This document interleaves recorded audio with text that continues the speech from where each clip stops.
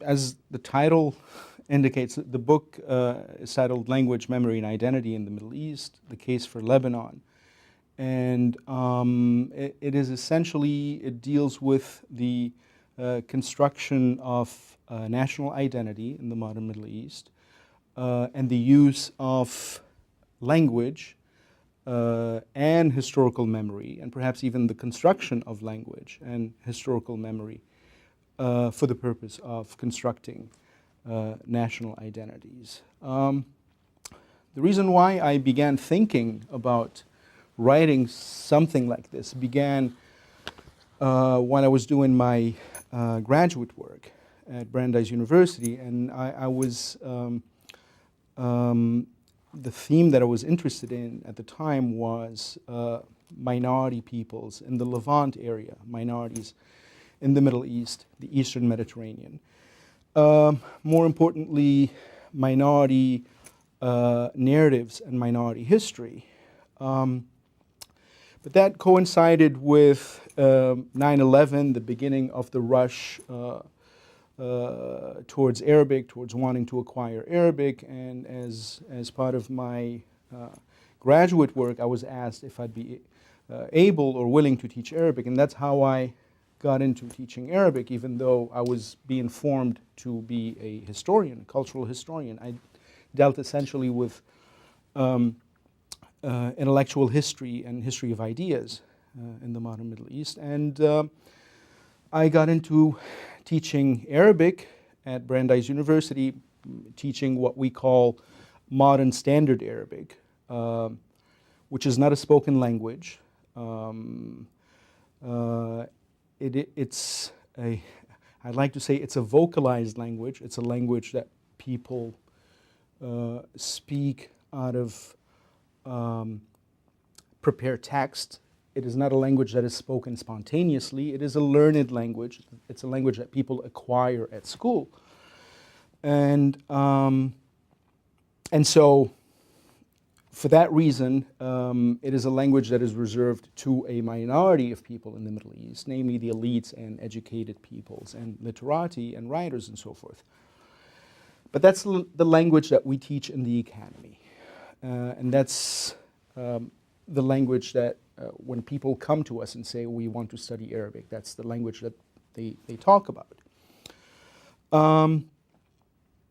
In the course of teaching Arabic, I began encountering students, a group of students we refer to as heritage students, and that is students who supposedly spoke Arabic but wanted to learn how to read and write their native language. And it was during those encounters that I came to the realization, those were students who were from Syrian descent, Egyptian descent, Iraqi descent, American-born, who, in our discussions, when we were trying to formulate classes for them, would tell us something like, I grew up speaking Arabic, but I don't understand what goes on Al Jazeera. Al Jazeera was the most watched Arabic language TV network, satellite TV network at the time. And this is when I began asking questions. I mean, this is an interesting question. I grew up speaking Arabic, and yet I do not know, I cannot understand what goes on Al Jazeera, not because I can't read Arabic, but because I can't understand the Arabic that's being broadcast on Al Jazeera. And that sort of began a switch, a slight switch in directions in my research, and I began working on the idea of linguistic nationalism. And from that doctoral work came later on the book that's before you now, Language, Memory, and Identity.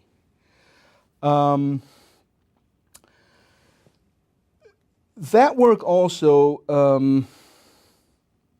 caused me to begin asking questions personally. I am originally Lebanese. I came to the States at the age of 17. I grew up in a polyglot household. We spoke multiple languages. My grandfather was Cuban-born. He tells stories. I remember my grandfather playing the piano and singing to us in Spanish. But I remember stories he used to tell us about living in Cuba until the age of 20. This is when he went to Lebanon and decided to stay. They used to refer to them in Cuba as Turcos, Turks, not Arabs, but Turcos. And that was on account of the fact that the early waves of Lebanese immigrants who came to the New World, to the Americas, to North America, but also to South America and the Caribbean, were speakers of Turkish. They spoke Turkish. They were subjects of the Ottoman Empire, and their spoken language was Turkish. And that's why they sort of earned that sobriquet, Turcos. In North America, they refer to them to this day. I mean, today the dominant label has become Arab. They refer to them as Arab Americans. But the early immigrants of the 1860s, this is when the first wave of Lebanese immigrants started coming to the States, were being referred to as Syrians, and that is because they themselves referred to themselves as Syrians, and that wasn't because they were natives of what we refer to today as the Syrian Arab Republic, but that was mainly because the Christians of what is today Lebanon, Syria, Jordan, Palestine, Israel referred to themselves as Syrians. They recognized themselves as Syrians, and that was the name of the main churches to which they belonged. Syrian in the sense that the liturgy of the church was Syriac, which is a dialect of Aramaic. And that label stuck until the sort of instigation of the Arab national movement in the 1930s and 40s, and that caused a switch in the labels that these people used to refer to themselves. And this is how the Arab label became more in vogue in our days. And my book attempts to look at the history of the term Arab, what we mean by the word Arab when we refer to someone as an Arab, and it deals with the issue of language and how there is a certain symbiosis between the ethnicity, the Arab ethnicity, or the Arab cultural identity, if you will, and the Arabic language that is used as this nimbus, as this focal point of this Arab identity. About the history of opposition to the Arab national movement, or the idea that one's identity is an Arab identity. This issue has a long history in the Middle East, and actually before the instigation of the Arab national movement in the 1920s and 1930s Middle East, there was a movement in the 1860s, 1860s, 70s, up until the late 19th century, when different subjects of the Ottoman Empire, of course the countries that we refer to today as the Arab world, the countries of the Arab world, were up until 1918 mere provinces in the Ottoman Empire. And the Ottoman Empire, by its very definition, was generally a polyglot, multilingual, multi-ethnic, multi-religious, generally very tolerant of this diversity.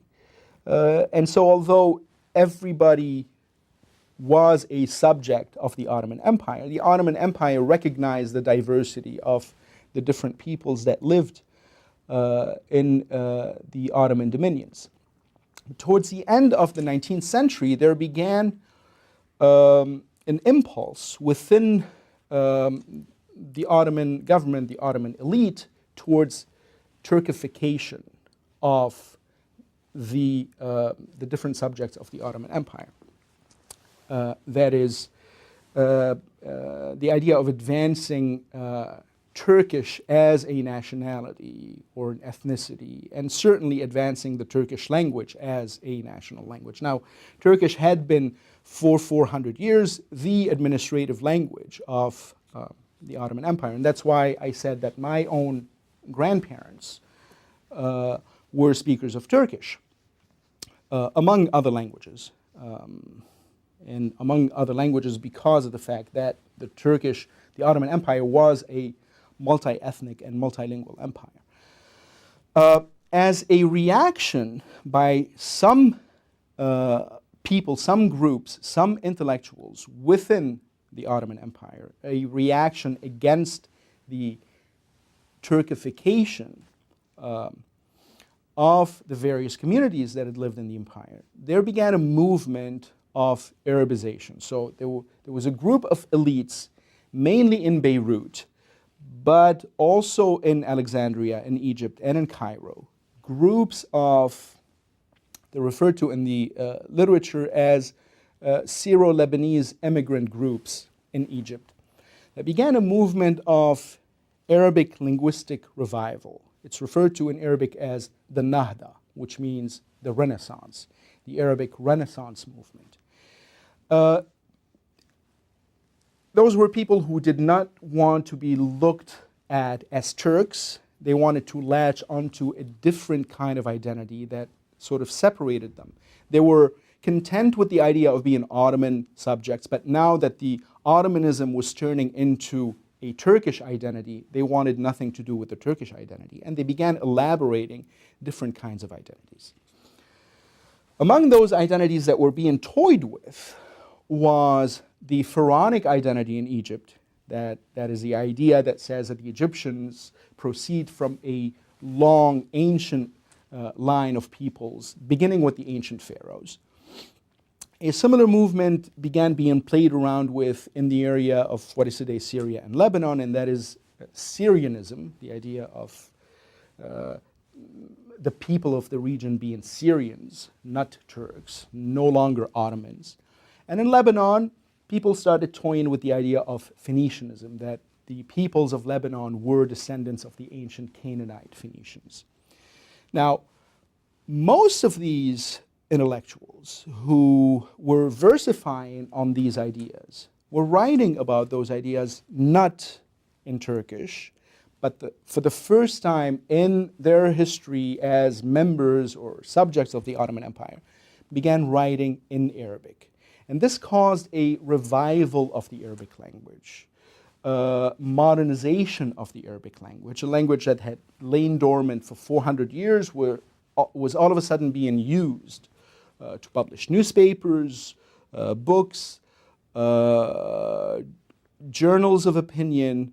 It was still very primitive because it was a language that had not been used for 400 years. But they were injecting it with new terminologies, new concepts, new words, new lexicons. And this is how the language that we refer to today as modern standard Arabic took flight, was born. I refer to it throughout my book as MSA, and that's a short for modern standard Arabic. So these people who were writing in Arabic were speaking about ideas of Phoenician descent and Canaanite descent and Syrian descent and Pharaonic descent, happened to be, not by chance, but happened to be mainly Christian subjects of the Ottoman Empire. They were not Muslims. They were non-Muslims, most of them Christians, but there were some Jews among them. The reason for that, there were many reasons for that, but one of the reasons had been that the Muslim subjects of the Ottoman Empire did not need to elaborate on a new history or excavate an old history because they were full members of the Ottoman Empire. The Ottoman Empire being, a Sunni Muslim empire, they didn't need to elaborate on a different identity separate from that of the empire. The Christians felt threatened by the idea of Turkification. They began elaborating an idea of a kind of identity that was based on a unity of language that was no longer the Turkish language, but that was this new modern standard Arabic language. So the Nahda, the Arabic language or literary Renaissance movement, which had been in the 1880s and 1890s strictly a literary movement, was taken in the 1920s and 1930s by votaries of political Arab nationalism turned into the early stirrings of Arab nationalism and rebaptized. So the Nahda, the Arabic literary Renaissance movement, was rebaptized in the 1920s and 30s as the Arabic National Renaissance movement. So it was politicized in the 1930s and 20s and 30s, whereas it had been in the 1880s and 1890s a purely literary movement. So the question about the history of these the movements that were rivals of Arab nationalism is, I don't know if I can term those movements rivals of Arab nationalism because they preceded Arab nationalism. They were movements that used the Arabic language as a literary medium to speak of an identity that was neither Arab nor Turkish, but was an ancient identity that preceded Arabs and Turks in the region. So there is a long history for this rivalry, but I'm not sure I can refer to it as rivalry. I would say that the idea of the Syrian people, or the Phoenician people, or the Canaanite people, or the Pharaonic people, was perhaps a predecessor of Arab nationalism. What I'm proposing in this book is a new reading of the history and the identities of the peoples of the Middle East. Not to challenge the prevalent paradigm, which tends to view the area as this monolith of Arabs and Arabic speakers, but to add or rediscover or re-excavate another layer of identities that are still extant in the modern Middle East, that are not dead. And that is the idea of the imbrications or layering of cultures and identities and languages in the Middle East throughout its millenarian history. We tend today, the prevalent tendency in the academy and outside of the academy today, when we look at the Middle East, we see it as this uniform preserve of Arabs and Arabic speakers. And that is based on the idea that these people use the Arabic language, that the language of their daily parlance is Arabic. That assumption is false for two reasons. One, that there are many languages that are used in the daily parlance in the Middle East. And two, what we refer to as the Arabic language, as this uniform nimbus of Arabness, the symbol of being an Arab, is not a spoken language. Modern Standard Arabic is a learned language. It's a language that nobody acquires natively. People born in Lebanon, Syria, the Palestinian territories, Iraq, grow up speaking a language that is as different, in the words of a Harvard linguist, Wheeler Thaxton, these people grow up speaking natively a language that is as different from what we term Arabic, that is Modern Standard Arabic, as English is different from Latin. Okay, so if we look at English as the natively acquired language, what we would learn to read and write when we go to school would be Latin. So the various peoples of the Middle East whom we refer to as Arabs actually grow up speaking a variety of languages that we term dialects that are as different from Arabic, Modern Standard Arabic, as English is different from Latin. So the first assumption was that all of these peoples are users and speakers of the Arabic language, and that is a false assumption because they grew up speaking. There are actually 33 varieties, language varieties, that we refer to as Arabic, and one Modern Standard Arabic, MSA. These 34 different varieties, Some of them are mutually comprehensible. Others are completely incomprehensible. A good analogy would be perhaps living in the border region of France and the Pyrenees region, France and Spain. Villagers living on both sides of the border would be able to understand each other, with each of them speaking their dialect of French and their dialect of Spanish. And the farther away you get from the border, Spanish becomes Spanish and French becomes standard French, and there is no mutual comprehensibility. And that is the case today with many places in the Middle East. So naturally, Syrians, Lebanese, Palestinians, and some Iraqis can understand each other. And the farther away the Lebanese gets from Lebanon towards North Africa or the Deep Gulf area, you have almost complete linguistic breakdown.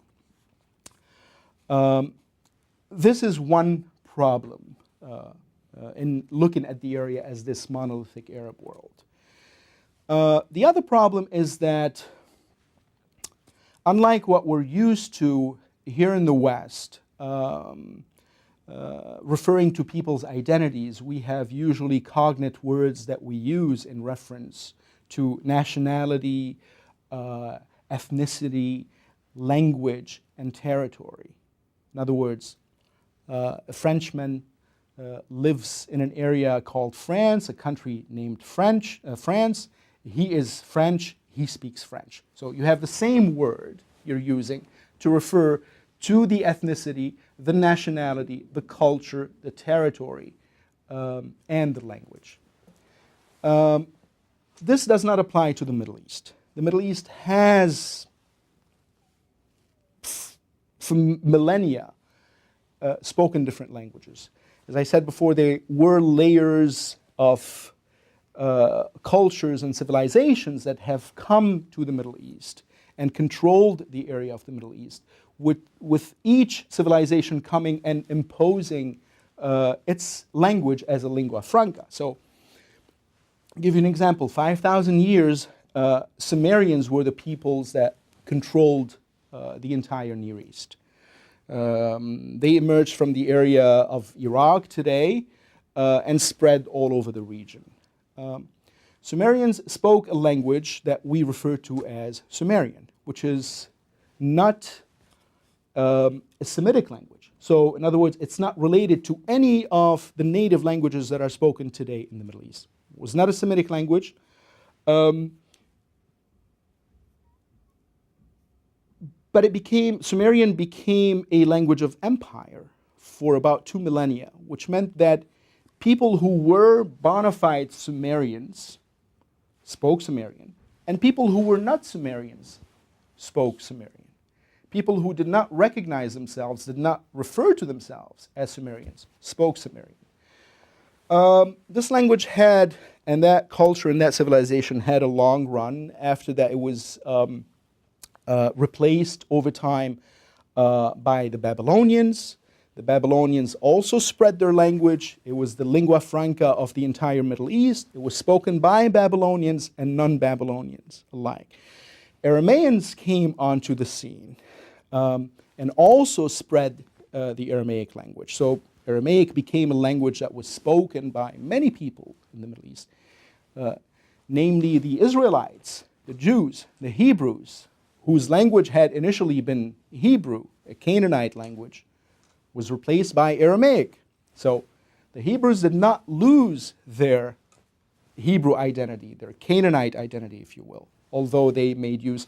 I give an example in class to my students about the famous movie by Mel Gibson, The Passion of the Christ. One of the exquisitely accurate historical moments in the movie is the use of language. So you have the figure of Christ speaking in Aramaic, and this was one of the impulses, I think, of the filmmaker to give it this authenticity. So Jesus spoke Aramaic, spoke to his mother in Aramaic, spoke to some of his disciples in Aramaic, but that character also was a very typical Jew of the time, very typical Eastern Mediterranean, Middle Easterner of the time, in that he was a polyglot. So he was speaking to his jailers in Greek, because Greek was the language of the masses at the time. So Greek came after Aramaic, and it became the language of the masses. He spoke to the administrator, to the governor at the time, to the representative of Caesar in Palestine, in Latin, because that was the language of administration. The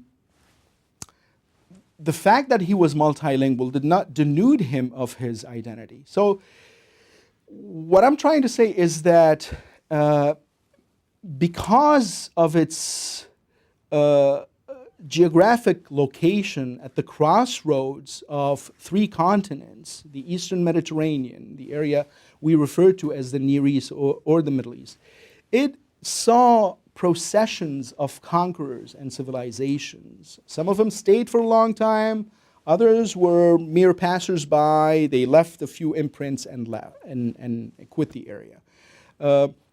But their traces have remained in the fact that a lot of the peoples of the Middle East do have maintained memories of these times, still speak languages that are connected to these languages. And as I began saying, from Sumerian we moved into Babylonian, into Aramaic, into Persian, then Greek, then Latin, then Turkish, then Arabic again, and French and English towards the end of the 19th century and beginning 20th century. So that's the story of my book. The impact of MSA on intellectual life and cultural life in the Middle East. Unfortunately, MSA remains the preserve of a very small group of people. According to the 2002 UN report on human development in the Middle East, the level of literacy in the Middle East hovers around 50%, 55%, which tells me that about 55% of the people of the Middle East, whom we refer to as Arabs, are unable to speak, to read, to write, not only to read and write, but also to speak their national language, modern standard Arabic. As I said before, because this is a language that is acquired through coaching, through schooling, not everybody gets a chance to go to school, and therefore not everybody acquires this language. And even those who acquire it, who are able to function in modern standard Arabic, do so only in constructed situations. They cannot do so spontaneously, extemporaneously. The analogy that I like to give is when we teach MSA, Modern Standard Arabic, it's as if we were, excuse me, teaching our students here at BC, giving them 4 years of Latin, and dropping them somewhere in Milan, Italy, and telling them, okay, now go communicate with the people of the region. That is exactly the same situation that we have in the Middle East when we teach Modern Standard Arabic.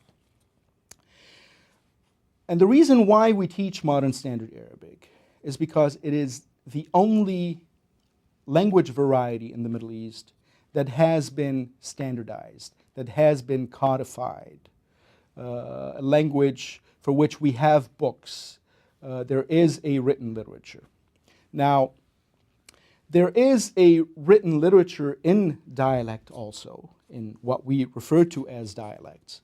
But those dialects have not been codified. So people who write in dialect sometimes use the Arabic script, sometimes use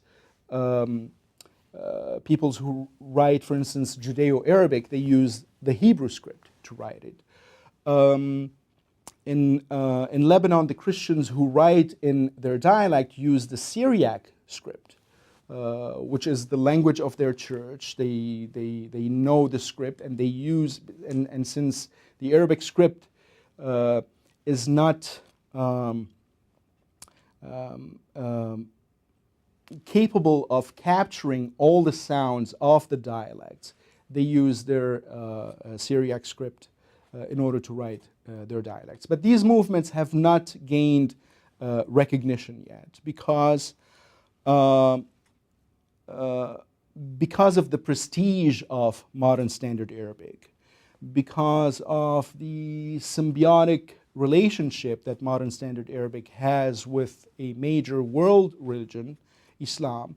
And there is this tendency to think that were I to write a dialect, that would reduce from the prestige of modern Standard Arabic. So a lot of even intellectuals who are leading writers in their spoken dialects sort of avoid writing or at least publishing in their dialects because they fear that this might affect the prestige of modern Standard Arabic.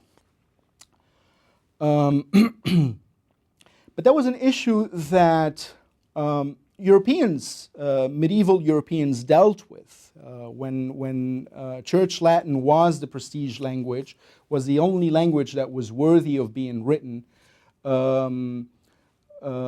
Speakers of French dialects of Latin or Italian dialects of Latin or Spanish dialects of Latin, that's an oversimplification, that's not what they're called, but peoples who spoke various dialects of Latin were afraid to write in Latin because were afraid to write in their dialects because Latin was the only language that was worthy of being written. But eventually it happened, and the people who instigated this, I would say, revolution were people whom we know today in the academy. Dante, for instance, in the case of Italy, Cervantes, in the case of Spain, Ronsard and Joachim du Bellay in the case of France. Those were people who were fought viciously by their own cohorts in the academy when they dared write. This is to tell you how sort of chained people are, intellectuals, psychologically by this idea that you shouldn't sully a sacred language by writing in a profane language. When Dante wrote La Commedia, which we call today the Divine Comedy, he didn't name it the Divine Comedy. It was named divine later on because of its subject matter, certainly. But others argue that it was referred to as La Divina Commedia because of its divine language, because of the exquisite language that Dante used to write the comedy.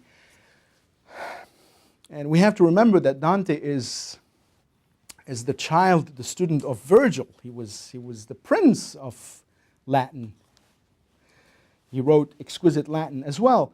And so he was fought vehemently by his colleagues in the academy.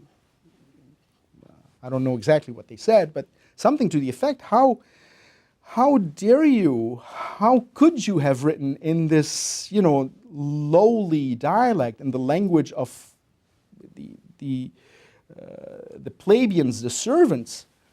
And his answer was, I think, well, this language that you're attacking, that you're calling a lowly language, is a language with which you are attacking me. You're not attacking me in the sublime language in Latin. You're attacking me in Tuscan, in the language of the servants, but the language of my mother and your mother and our prince. So it is a princely language. It is not a lowly language. And the same thing happened with French. The same thing happened with Castilian, with Spanish. So it took these courageous individuals who were willing to go against the orthodoxy of their time and produce works of universal quality in a lowly language, in a lowly dialect, in order to give that dialect the élan and move it to the plane of a language rather than a dialect. And I think this is what the Middle East is awaiting today. There have been attempts at that throughout the 1920s and 1930s. Very influential intellectuals in Egypt, but also in Lebanon and in Syria, began playing around with the idea of writing down their individual dialects. They were fought and driven into self-imposed mutism. A lot of them we don't know about. A fellow by the name of Salameh Musa, for instance, an Egyptian Copt who was advocating for the writing of the Egyptian language, completely erased from the literary history of the region. One of his mentors, a fellow by the name of Taha Hussein, made a switch in the 1950s back to Arabic, even though he was advocating for an Egyptian language. He was, as I said, he was fought, accused of being a traitor to Islam, to Arabness, and he made a switch back to modern standard Arabic. And today he is still considered in many circles as the doyen of modern Arabic literature. So he regained his status because he reconverted back to Arabism and to modern standard Arabic. But there are people today, especially in Lebanon, toying around with the idea. And Lebanon has traditionally been a laboratory in the Middle East where new ideas are tried, and in a sense a barometer and a bellwether of change in the region. And there are people today not only playing around with the idea of writing down or codifying spoken Lebanese, but people who are actually publishing respectable works of literature in spoken Lebanese as opposed to Arabic. If Lebanon can be indicative of positive changes sweeping through the Middle East, I did say before that Lebanon has been a place where new ideas have been tried. It is hoped that the ideas that are being toyed with in Lebanon will catch on.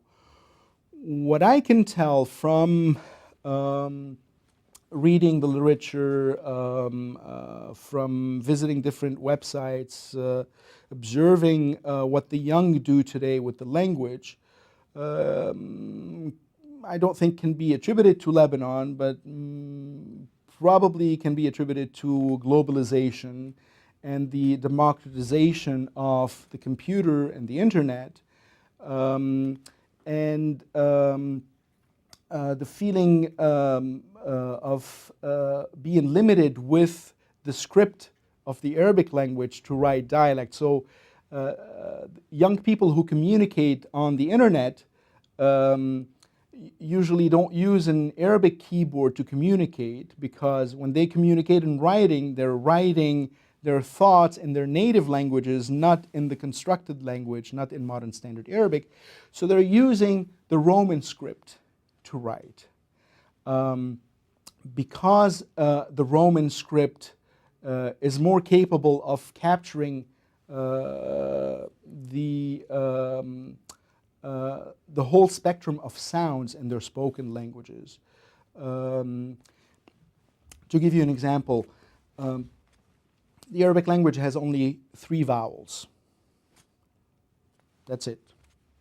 A, U, I. Those are the vowels in Arabic. And therefore there are 3 symbols in the Arabic alphabet to represent these sounds. The different spoken dialects spoken by Palestinians, by Lebanese, by Syrians, by Jordanians, by Iraqis are at least 6 vowels. So how do you represent 6 vowels when you have in the Arabic script only 3 symbols?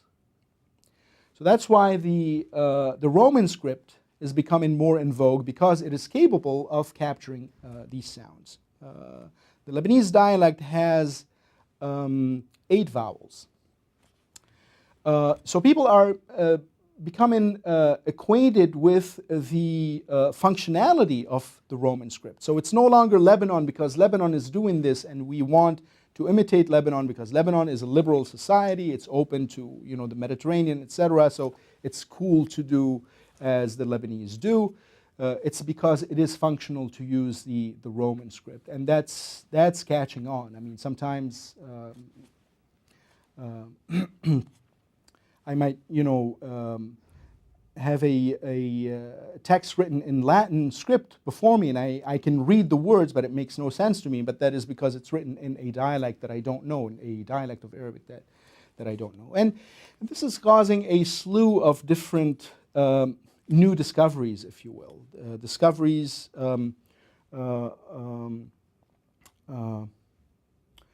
of pre-Arab identities, if you will, or pre-Arab civilizations that have come onto the region.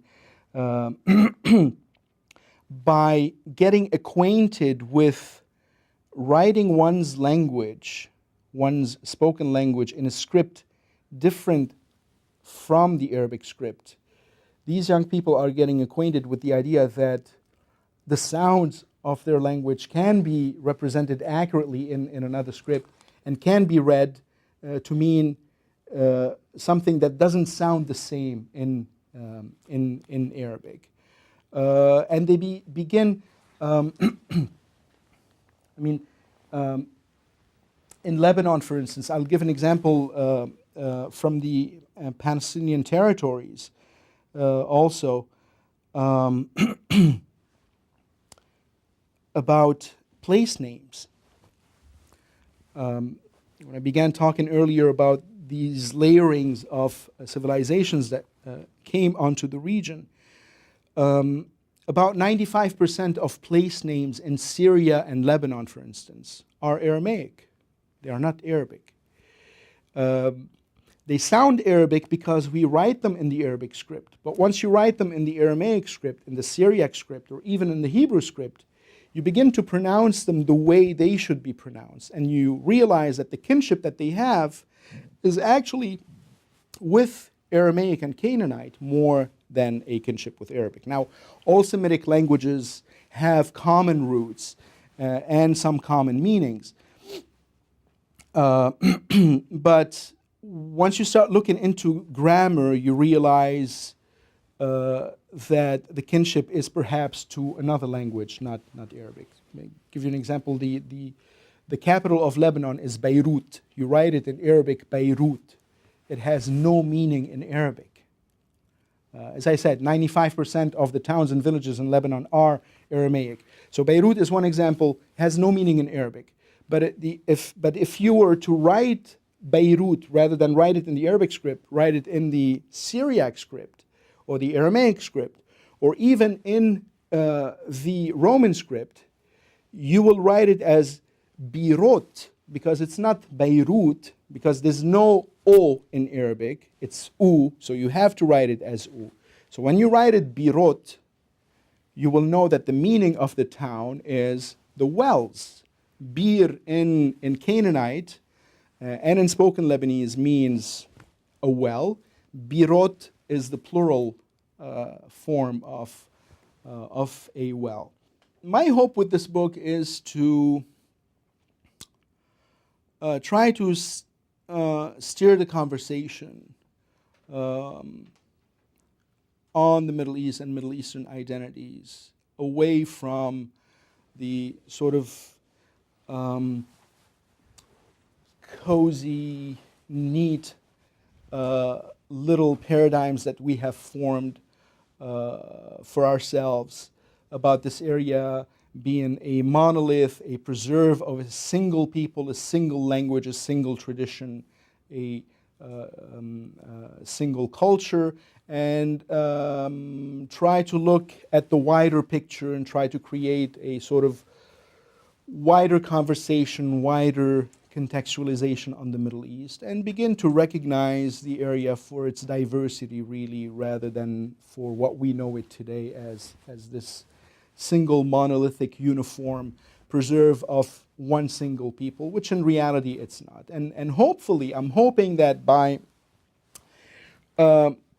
trying to view the area in its diversity will help us perhaps begin dealing with it in a better manner, dealing with the Middle East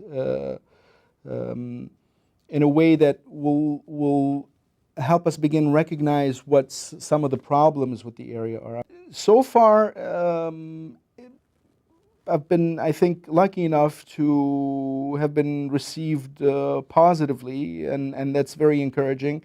But I know for a fact that sometimes going against an established canon is not a pretty thing, and the honeymoon that I've been having these past few weeks, I don't think is going to last. So I'm certain that, you know, and I welcome that, and I actually want this because I want to instigate a conversation on the Middle East. So I'm pretty certain that in certain circles, it is going to be attacked because it challenges the held orthodoxies that we have on the Middle East and the assumed unity of the Arabic language and the Arab peoples.